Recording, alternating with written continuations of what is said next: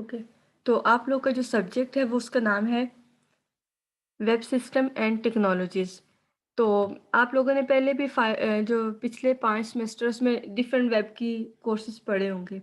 तो यहाँ पे असल में उन सारी वेब की जो लैंग्वेजेज़ हैं, जो टेक्नोलॉजीज़ हैं, उन सबको यहाँ पे मर्ज किया गया है इस कोर्स के अंदर। तो इसको हम देख लेते हैं कि इसके अंदर क्या-क्या चीज़ें हैं। तो पहले कोई पढ़ा हुआ है आपने वेब का कोर्स, जिसमें कोई लैंग्वेज पढ़ी हो या नो मैम, अभी तक नहीं पढ़ा था। अच्छा, चलें इसके वैसे अंदर मैम जो है सी जी, वगैरह की थी प्रोग्रामिंग। अच्छा सी की थी। चलिए ठीक है, इसके अंदर जो है वेब की सारी जो लैंग्वेजेज़ हैं एचटीएमएल है, सीएसएस है या फिर जावा है, उन सबको थोड़ा-थोड़ा सा जो है वो इंट्रोड्यूस करवाया गया है। तो इसको हम देख लेते हैं। सबसे पहले ये कुछ क्वेश्चन हैं इस सब्जेक्ट को स्टार्ट करने से पहले उनको देख लेते हैं कि ये सब्जेक्ट हमें क्या बता रहा है, इसके अंदर हमने क्या पढ़ना है। एट द एंड हमें क्या चीज़ें जो है वो पता होनी चाहिए या फिर हमें पता लगेंगी। सबसे पहले है how is the internet organized. सबसे पहले तो ये है हमें ये पता हो कि इंटरनेट क्या है, क्योंकि वेब सारा किस पे चल रहा है, इंटरनेट पे चल रहा है। तो इंटरनेट क्या है और इंटरनेट किस तरह से ऑर्गेनाइज हुआ, किस तरह से बना, ठीक है।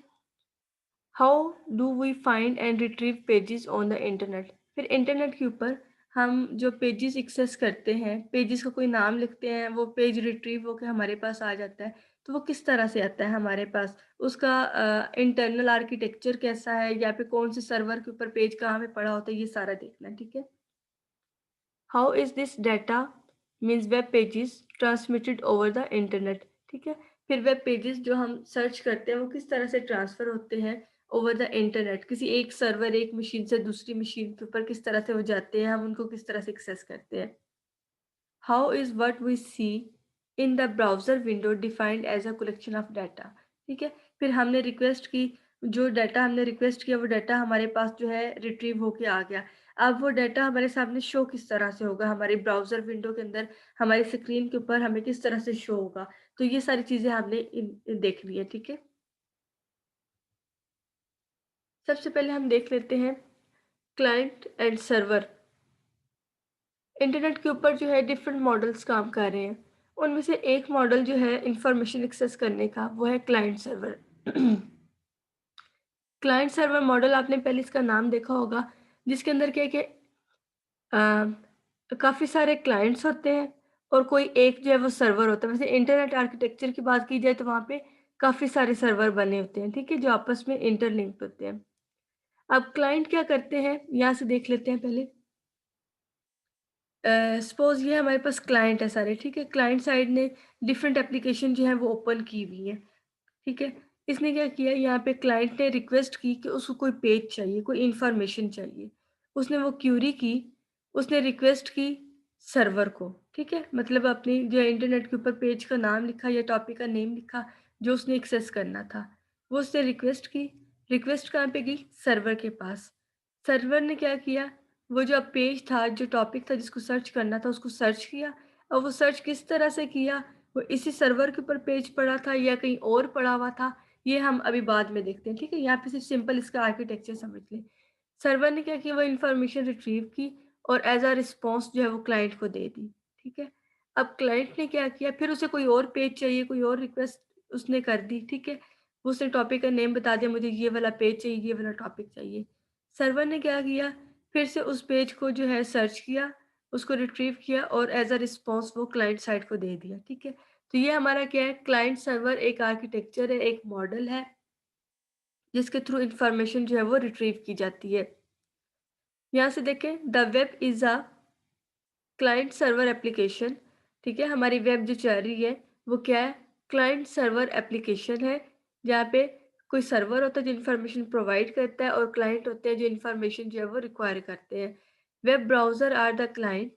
हमारे जो वेब ब्राउज़र है वो क्लाइंट है। क्लाइंट क्यों है? क्योंकि ये इन्फॉर्मेशन एक्सेस करने के लिए रिक्वेस्ट कर रहे हैं, ठीक है? हमारे वेब ब्राउज़र ब्राउज़र क्या होते हैं, हमारे जैसे सर्च इंजन है हमारे, गूगल हो गया, क्रोम हो गया, मोज़िला हो गया, ये सारे क्या हैं, वेब ब्राउज़र्स हैं। ये हमारे क्लाइंट हैं, जो इन्फॉर्मेशन रिक्वायर करते हैं, ठीक है?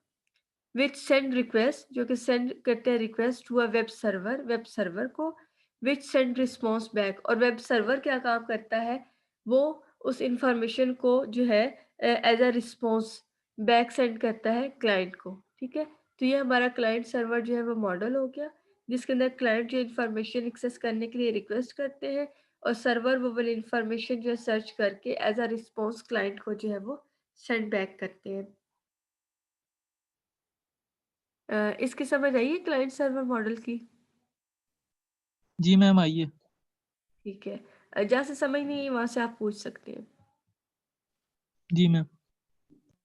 अब है fetching page over the internet. अब हम ये कहते हैं कि हमने कोई पेज अभी तो हमने देख लिया कि हमारा आर्किटेक्चर क्या है, क्लाइंट है, सर्वर है, इस तरह से इंफॉर्मेशन आ रही है। लेकिन अब जब हमने एक कोई स्पेसिफिक पेज जो है उसको फेच करना है, उसको एक्सेस करना है इंटरनेट से, तो वो हम किस तरह से करेंगे? Architecturally the internet consist of a collection of layers. अब हमारा इंटरनेट किस तरह से काम कर रहा है? इंटरनेट काम कर रहा है लेयर्स के ऊपर, ठीक है? इंटरनेट के अंदर जो है हमारे मॉडल जा रहे हैं, ओएसआई मॉडल, टीसीपी, आईपी, उनके अंदर प्रोटोकॉल चल रहा है, ठीक है? वो ढेर सारी जो है वो 7 लेयर्स का मॉडल है ओएसआई, उसके ऊपर काम कर रहा होता है। ये मॉडल आपने शायद पहले पढ़ा हो आईएपी में या फिर कहीं पे। तो हमारा इंटरनेट यस मैम, वो ऐसा ही पड़ा था। हाँ जी, वो 7 लेयर मॉडल होता है। उन लेयर्स के ऊपर जो हमारी इन्फॉर्मेशन जो है लेयर बाय लेयर जो है सेंड होती है और रिसीव होती है। Each one providing services for the one above it. अब क्या है, वो 7 लेयर्स जो बनी हुई होती हैं, वो हर एक जो नीचे वाली लेयर है, वो इन्फॉर्मेशन प्रोवाइड करती है अपने से अपर लेयर के लिए, ठीक है? मतलब उस अपने से ऊपर वाली लेयर को फैसिलिटेट करती है। फिर वो वाली लेयर जो है अपने से ऊपर वाली लेयर को फैसिलिटेट करती है। तो मतलब वो सारे लेयर्स मिलके एक दूसरे को फैसिलिटेट कर रही होती है और इस तरह से जो इन्फॉर्मेशन है वो एक प्लेस से दूसरी प्लेस पे जो है वो ट्रांसफ़र की जाती है। अब उन 7 लेयर्स में से जो मेन लेयर्स यहाँ पे काम कर रही हैं वो 3 हैं। एक है इंटरनेट लेयर। अच्छा, अब वो 7 लेयर्स अगर आपको याद हो ओएसआई मॉडल में, तो उसमें हमारे पास 7 लेयर्स थी। सबसे पहली कौन-सी थी? Application layer. सेकंड वन हमारे पास प्रेजेंटेशन लेयर, फिर सेशन लेयर, फिर ट्रांसपोर्ट लेयर, फिर नेटवर्क लेयर, फिर डेटा लिंक लेयर और फिर फिजिकल लेयर, ठीक है?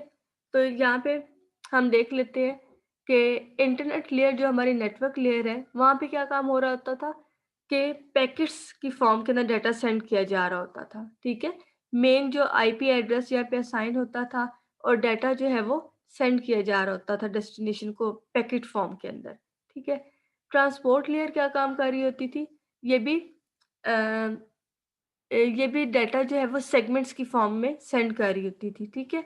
और यहाँ पे कौन से पोर्ट एड्रेस जो है वो असाइन हो रहे होते थे। और एप्लीकेशन लेयर जो सबसे टॉप पे हमारी लेयर होती है, ये क्या काम करती है? ये हमें इंटरफ़ेस प्रोवाइड कर रही होती है, यूज़र को फ़ैसिलिटेट कर रही होती है, ठीक है? यूज़र को जो है इंटरफ़ेस के ऊपर सर्विसेज़ प्रोवाइड कर रही होती है।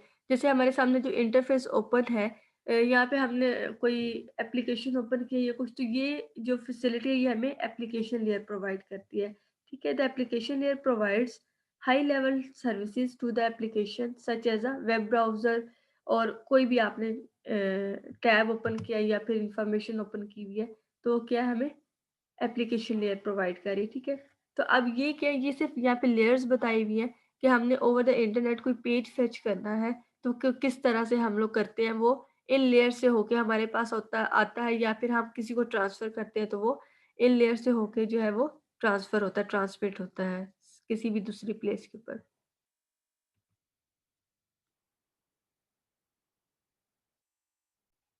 अच्छा, एचटीटीपी। एचटीटीपी क्या है? ये हमारे पास एक ट्रांसमिटिंग प्रोटोकॉल है, हाइपर टेक्स्ट ट्रांसफर प्रोटोकॉल, ठीक है? हाइपर और टेक्स्ट। यस हाँ मैम। जी, तो ओवर द इंटरनेट हम जो है इसी के थ्रू सारा कम्युनिकेट कर रहे होते हैं। अब hyper text transfer protocol makes use of TCP to open connection between client and server and to pass the request and responses between them. अब एचटीटीपी क्या करता है? क्लाइंट और सर्वर मशीन्स के दरमियान कनेक्शन एस्टैब्लिश करने के लिए टीसीपी कनेक्शन जो है वो एस्टैब्लिश करता है। टीसीपी क्या है? टीसीपी भी हमारे पास एक प्रोटोकॉल है, ट्रांसमिशन कंट्रोल प्रोटोकॉल, ठीक है। TCP stand for transmission control protocol. ये हमारे पास ट्रांसपोर्ट लेयर के ऊपर प्रोटोकॉल चल रहा होता है, एक ये चल रहा होता है और एक यूडीपी चल रहा होता है। लेकिन यहाँ पे हम बात कर रहे हैं टीसीपी की। तो एचटीटीपी टीसीपी प्रोटोकॉल को यूज करते हुए क्लाइंट और सर्वर मशीन्स के दरमियान कनेक्शन स्टैब्लिश करता है, ताकि वो जो है अपनी रिक्वेस्ट सेंड कर सके और रिस्पॉन्स बैक जो है उसको रिसीव कर सके, ठीक है, कम्युनिकेट कर सके। When a user click a link or a type a web address, a TCP connection is open between browser and server. Then request and response are sent back and forth using HTTP. अब क्या होता है, जब भी user ने अपने web address के ऊपर कोई लिंक उसको दिया गया, लिंक के ऊपर डायरेक्टली उसने क्लिक कर दिया है किसी पेज के ऊपर जाने के लिए, या फिर कोई टॉपिक का नेम, कोई पेज का नेम एंटर कर दिया, तो क्या होता है, टीसीपी जो है कनेक्शन इस्टेब्लिश करता है सबसे पहले ब्राउज़र और सर्वर के दरमियान। ब्राउज़र मीन्स हमारे क्लाइंट के दरमियान और सर्वर के दरमियान कनेक्शन इस्टेब्लिश करता है, और फिर उनके दरमियान जो है वो रिक्वेस्ट और रिस्पॉन्स का जो भी सिलसिला है वो स्टार्ट हो जाता है, ठीक है। HTTP is a stateless protocol. Stateless protocol क्या होता है, पता है आपको? नो मैम, कोई नहीं पता। अच्छा, HTTP is a stateless protocol, meaning each request for data is dealt with in isolation. Once the server sends the response, it forgets everything about the original request. Stateless protocol का मतलब कि HTTP ऐसा हमारे पास protocol है जो हर एक request को separately जो है वो हैंडल कर रहा है। एक रिक्वेस्ट आई, उसको जो है उसने सेटिस्फाइड कर दिया, अपने क्लाइंट को जो इन्फॉर्मेशन मांगी थी वो सेंड कर दी, ठीक है, सेपरेटली। अब जब नेक्स्ट रिक्वेस्ट आएगी तो उस रिक्वेस्ट का पिछली रिक्वेस्ट के साथ जो है कोई लिंक नहीं है, ठीक है। पिछली रिक्वेस्ट आई, उसको सेटिस्फाई किया, वो खत्म होगी, और फिर नेक्स्ट यूज़र जो भी रिक्वेस्ट करेगा वो सेपरेटली जो है वो अकोमोडेट की जाएगी या फिर वो दी जाएगी, ठीक है। तो मतलब हर एक रिक्वेस्ट जो है वो सेपरेटली हैंडल की जाती है, सेपरेटली जो है वो उनको कंट्रोल किया जाता है और रिक्वेस्ट के दरमियान कोई लिंक नहीं होता। तो ये स्टेटलेस प्रोटोकॉल है, ठीक है, हर एक को सेपरेटली जो है वो हैंडल कर रहा है। अच्छा, अब HTTP की हमने बात की है, तो यूआरएल की यहाँ पे बात आएगी, क्योंकि हम जब भी कोई एड्रेस एंटर करते हैं, कोई पेज सर्च करने के लिए या टॉपिक सर्च करने के लिए या कोई भी, तो एक एड्रेस हम टास्क बार के ऊपर जो है वो एड्रेस बार के अंदर जो एंटर करते हैं, वो क्या होता है, हमारा यूआरएल, यूनिफॉर्म रिसोर्स लोकेटर, ठीक है। अब ये क्या है, without a universal addressing mechanism it would be impossible to navigate to a site, page linking would not be feasible, ठीक है। अब इंटरनेट के ऊपर जितनी भी चीज़ें हैं ना, उनको एक यूनिक एड्रेस दे दिया गया है, उनके एड्रेसेस जो है आपस में मैच नहीं करते। इंटरनेट के ऊपर हर एक चीज़ को हम यूनिकली आइडेंटिफाई कर सकते हैं, क्योंकि उनको एक यूनिक एड्रेस जो है वो असाइन कर दिया गया है, ठीक है। तो अब जब तक एक यूनिवर्सल एड्रेसिंग मैकेनिज्म नहीं होगा तो वो सारी चीज़ें मिक्स हो जाएगी। इस वजह से overall the world, over the world wide जो है, हर एक चीज़ को जो है एक एड्रेस दे दिया गया। उस एड्रेस के थ्रू हम उन चीज़ों को एक्सेस करते हैं जब भी उसको एक्सेस करना है हमने, ठीक है। तो वो अब जो यूनिकली आइडेंटिफाइड एड्रेस है उसको हम क्या कहते हैं, यूआरएल, यूनिफॉर्म रिसोर्स लोकेटर, ठीक है। Uniform resource locator are used to identify web pages. Basically, a URL is a web address. ठीक है। अब URL क्या है, हमारे पास एक एड्रेस है, ठीक है। ये किसी वेब पेज का हो सकता है, किसी भी टॉपिक आप सर्च कर रहे हैं, कोई आप पेज सर्च कर रहे हैं, कोई भी चीज़ सर्च कर रहे हैं, तो हर एक चीज़ का एक एड्रेस है, उसको यूआरएल कहते हैं। अब यूआरएल के 3 कंपोनेंट्स होते हैं, ठीक है। कौन कौन से हैं? एक प्रीफिक्स होता है, एक जो है उसके बाद होस्ट नेम होता है, और एक पाथ डिफाइन किया गया होता है। अब ये तीनों चीज़ें क्या है, इनको आगे डिटेल में हम देख लेते हैं, ठीक है। ये एक ऊपर एड्रेस लिखा गया है http://www.ctu.edu.h के, और आगे कुछ और एड्रेस भी दिया गया है। अब इसको 3 हिस्सों के अंदर डिवाइड किया गया, जो लास्ट स्लाइड में आपने देखे 3 पार्ट्स देखे यूआरएल के।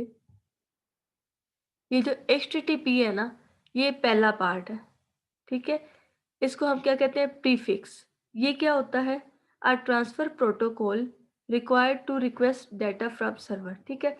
ये एक ट्रांसफर प्रोटोकॉल यहाँ पे यूज़ होता है, जिसके थ्रू हम सर्वर से रिक्वेस्ट करते हैं डाटा के लिए। हम देखते हैं यहाँ पे एचटीटीपी लिखा होता है, एचटीटीपीएस लिखा होता है सिक्योर, ठीक है? तो ये हमारे पास क्या है? ट्रांसफर प्रोटोकॉल होता है, प्रीफिक्स। सेकंड, ये वाली चीज़ क्या है हमारे पास? इसको हम कहते हैं होस्ट नेम।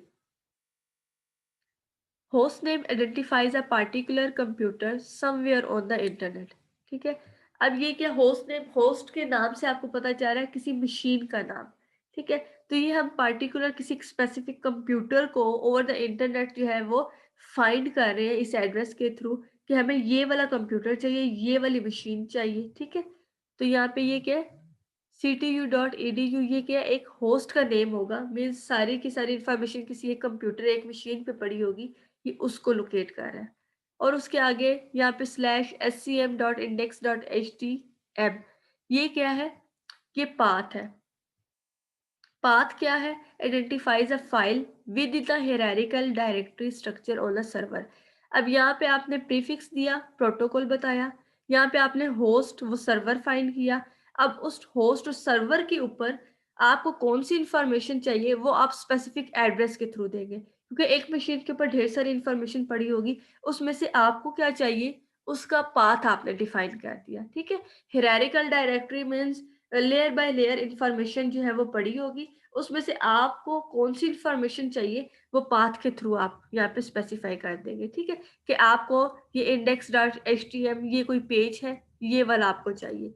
तो इस तरह से जो है यूनिफॉर्म रिसोर्स लोकेटर जो है ये इन 3 पार्ट्स के अंदर डिवाइड किया गया है। प्रीफिक्स, ठीक है? प्रोटोकॉल बताया कौन-सा आप यूज़ कर रहे हैं, होस्ट बताया, मशीन, सर्वर बताया कौन-सा है, और उसके ऊपर से आपने इन्फॉर्मेशन कौन-सी लेनी है वो आपने बताया। तो इस तरह कंप्लीट एड्रेस के थ्रू जो है आपको कंप्लीट इन्फॉर्मेशन जो है वो प्रोवाइड कर दी जाती है।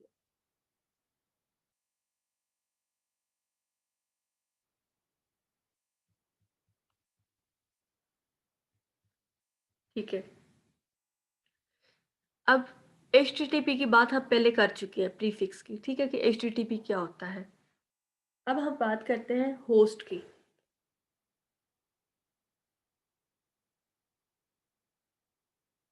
सेकंड जो है वो टर्म है होस्ट।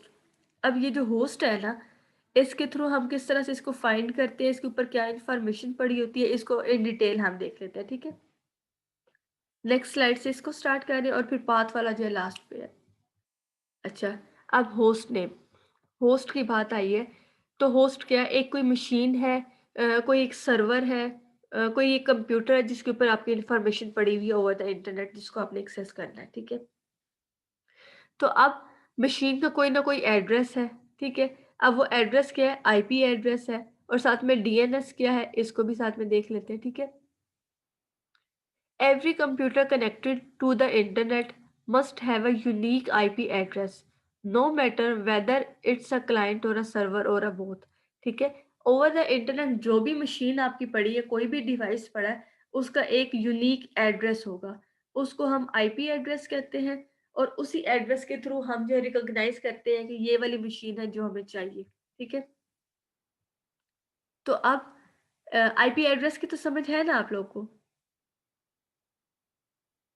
जी मैम। ठीक है, तो क्या है? आईपी एड्रेस हमारे क्लाइंट का भी हो सकता है, सर्वर मैम का भी हो लॉजिकल सकता है। एड्रेस होता है।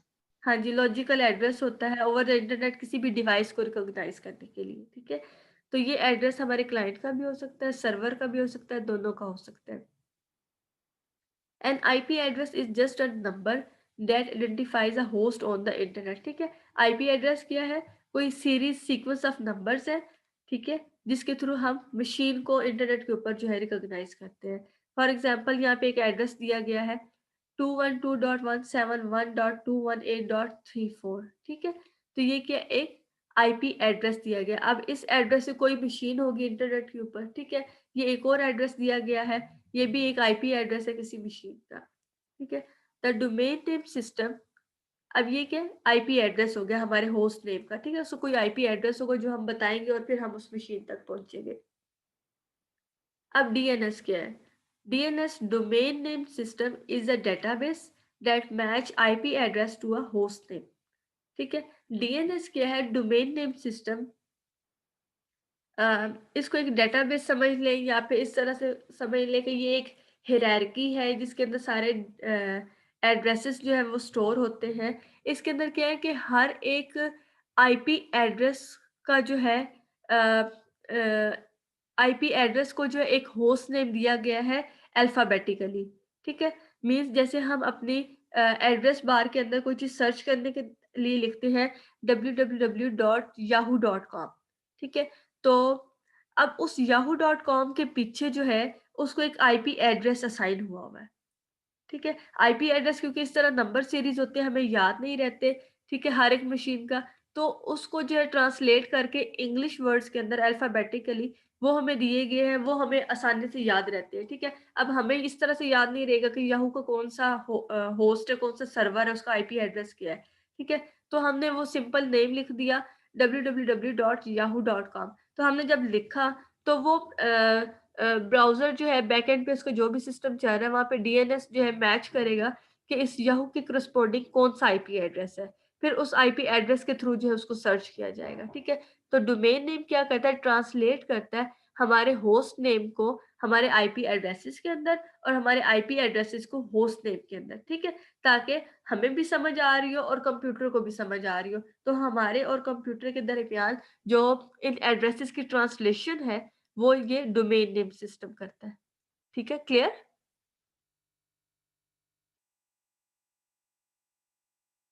क्लियर है? यस मैम, क्लियर है। ठीक है। कुछ ना समझ आए तो पूछ लें बेशक साथ-साथ। जी ma'am. Domain names and the domain names translate host name into IP addresses which are then used by the TCP to establish connection between the HTTP client and server। ठीक है? वही वाली बात रिपीट हुई है। डोमेन नेम क्या करता है, होस्ट नेम को आईपी एड्रेसेस के अंदर जो है ट्रांसलेट कर देता है। इससे क्या है, अब वो जो ट्रांसलेशन हुई है वो आईपी एड्रेस टीसीपी जो है उसको यूज करता है और उसको यूज करते हुए क्लाइंट एंड सर्वर के दरमियान क्या है कनेक्शन स्टैब्लिश कर देता है, ठीक है? Domain names are administered in such a way that they are granted to be unique.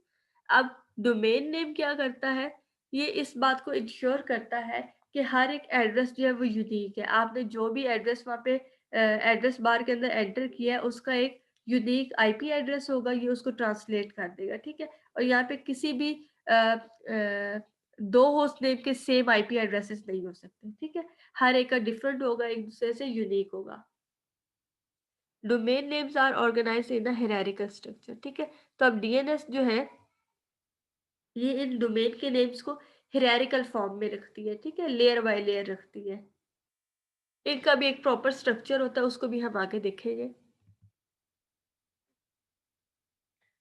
अब डोमेन नेम्स की भी डिफरेंट टाइप्स हैं, ठीक है? लेवल्स हैं। टॉप लेवल डोमेन्स है, फिर सेकंड हमारे पास लेवल डोमेन्स है, फिर जेनेरिक भी है, इनको देख लेते हैं। ये एक एड्रेस लिखा हुआ है www.ctu.edu.hk। अब ये जो लास्ट पे एच के लिखा हुआ है ना, ये है हमारी top level domain. Top level domain क्या हमें बताती है कि ये जो हमने एड्रेस एंटर किया है ये कोई एक कंट्री स्पेसिफिक है या फिर वर्ल्ड वाइड जो है जेनेरिक है, किस तरह का है। तो अब ये यहाँ पे एच के लिखा है, इसका मतलब है कि ये वाली साइट जो हमने ओपन करनी है ये हांगकांग की है, ठीक है? Top level domain TLD mostly country domains, ठीक है? ये कंट्री डोमेन्स होती हैं, जैसे कि यूके की है, पाकिस्तान की एक डॉट पीके हम लिख देंगे, हांगकांग की है तो डॉट एचके लिख दिया, ठीक है? तो ये टॉप लेवल डोमेन्स है। इसके अलावा यहाँ पे लास्ट में जहाँ पे हमारे पास लिखा होता है डॉट कॉम लिखा होता है, डॉट ऑर्ग लिखा होता है, डॉट नेट लिखा होता है, डॉट बिज लिखा होता है, ठीक है? जो कि जेनेरिक हमारे पास ये टॉप लेवल डोमेन्स ही है, लास्ट पे हम देख रहे हैं, लेकिन जेनेरिक है, ठीक है? कोई कंट्री स्पेसिफिक नहीं है इसके अंदर, ठीक है? तो ये टॉप लेवल हमारे पास जेनेरिक डोमेन्स है, कोई कंट्री स्पेसिफिक नहीं है, ओवरऑल द वर्ल्ड इनको जो है रिकॉग्नाइज किया जाता है। अब ये हमारे पास थे टॉप लेवल, उस टॉप लेवल डोमेन, उसके बाद अब यहाँ पे टॉप लेवल डोमेन के पीछे देखें CTU जो लिखा हुआ है, ये क्या है हमारे पास सेकेंड लेवल डोमेन, ठीक है। सेकेंड लेवल डोमेन क्या है, ये एक्चुअल होस्ट का नेम होता है जहाँ से हमें सर्विसेज प्रोवाइड की जाएगी, ठीक है। कोई ऑर्गेनाइजेशन है, कोई सर्विस है, कोई भी कंपनी है जिसको आप जो है उस टाइम पे जिसके होस्ट को आप एक्सेस कर रहे हैं तो उसका नाम यहाँ पे आ जाएगा। The actual name of the organisation और services can contain letter A to Z number और डैश, ठीक है। तो यहाँ पे क्या है, मेन उस होस्ट का नाम आ जाएगा जिसके ऊपर वो इन्फॉर्मेशन पड़ी हुई है जिसको आपने एक्सेस करना है। तो यहाँ पे कोई नंबर्स के अंदर आ सकता है, कोई लेटर्स आ सकते हैं, कोई भी नाम आ सकता है, जो भी उसका नाम होगा वो आप यहाँ पे लिख देंगे, ठीक है। थर्ड लेवल और सब डोमेन्स। थर्ड लेवल और सब डोमेन्स के अंदर क्या है हमारा, ये फर्स्ट वाला जो है www ये आ जाएगा, ठीक है। अब ये क्या है, string of characters that designate different services और host within the second level domain. अब ये जो सेकेंड लेवल डोमेन आपने देखनी है ना, ये आपको यहाँ से मिलेगी थर्ड लेवल डोमेन से, ठीक है। सबसे पहले तो आप इसको रिकॉग्नाइज करेंगे कि आपने वर्ल्ड वाइड कोई चीज़ एक्सेस करनी है या कोई स्पेसिफिक आपकी डोमेन है जहाँ से आपने इंफॉर्मेशन एक्सेस करनी है, और फिर उससे आगे जाके जो है आप अपने होस्ट को रिकॉग्नाइज करते हैं, ठीक है। अब जैसे एप्पल वालों का है तो वो कोई स्पेसिफिक आपने डोमेन है आपकी स्टोर, उसी से जाके कर रही है, या फिर वर्ल्ड वाइड है कोई, ठीक है, वहां से कर रही है, कहाँ से कर रही है, तो ये भी क्या है, यहाँ पे इसका थर्ड पार्ट है, थर्ड लेवल डोमेन है। तो हमारे पास जो है एक URL को हमने डिवाइड किया 3 पार्ट्स के अंदर, वो हमने देखे। फिर हमने देखा कि कोई एड्रेस है, उस एड्रेस का टॉप लेवल, सेकेंड लेवल और थर्ड लेवल डोमेन्स हमने देखी, ठीक है। अब हम कहते हैं कि हमने कोई अपने डोमेन है उसको रजिस्टर्ड करवाना है, तो वो किस तरह से करवाएंगे, ठीक है। हम लोग कोई भी अपना डाटा रखना है या स्टोरेज लेना है या कुछ भी लेना है, तो उसके लिए या फिर कोई वेब के ऊपर अपना कोई भी काम करना है तो उसके लिए हमें क्या डोमेन लेनी पड़ती है, ठीक है। कोई एक स्पेसिफिक अपनी प्लेस लेनी पड़ती है, तो उस डोमेन को लेने के लिए उसको पहले रजिस्टर करवाना पड़ता है। इसको देख लेते हैं किस तरह करवाना पड़ता है।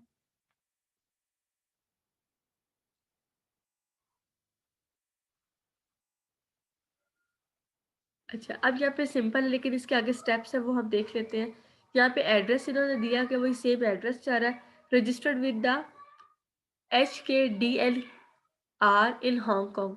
अब ये हांगकांग के अंदर कोई ये एक स्पेसिफिक ऑर्गेनाइजेशन होगी या फिर ऑर्गेनाइजेशन या फिर कोई सर्विसेज प्रोवाइडर होगा जिसके साथ इन्होंने क्या है, ये अपना CTU.edu इसको जो है वो रजिस्टर्ड करवाया है, ठीक है। इस तरह से डिफरेंट डोमेन्स हैं। ये तो एक एग्जांपल सिर्फ दी हुई है। इसके अलावा आप जो है सर्विसेज जहाँ पे आपने रजिस्टर्ड करवानी होती है आप उन्हीं के साथ लिंक करके कांटेक्ट करके जो है रजिस्टर करवाते हैं। इसको हम आगे देखते हैं डिटेल में, ठीक है। अब जैसे यहाँ पे ये इन्होंने बताया है कि इन्होंने अपनी सर्विसेज जो रजिस्टर्ड करवानी थी, अपने डोमेन रजिस्टर्ड करवानी थी, वो एजुकेशन लेवल की है, ठीक है, एजुकेशनल है, और हांगकांग स्पेसिफिक उस कंट्री के लिए करवानी है, हांगकांग के लिए, ठीक है। और जैसे यहाँ पे इन्होंने एप्पल वालों ने करवानी है तो इन्होंने .com कमर्शियली इसको जो है वो रजिस्टर्ड करवाया है, ठीक है, कि ये सिर्फ स्पेसिफिक हांगकांग के लिए नहीं है, ओवरऑल द वर्ल्ड इसको कोई भी यूज कर सकता है, ठीक है। तो आपने पहले ये देख लेना है कि आपने किस डोमेन के अंदर जो है इसको करवाना है, कमर्शियल करवाना है या फिर अपने कंट्री स्पेसिफिक करवाना है, कहाँ पे करवाना है।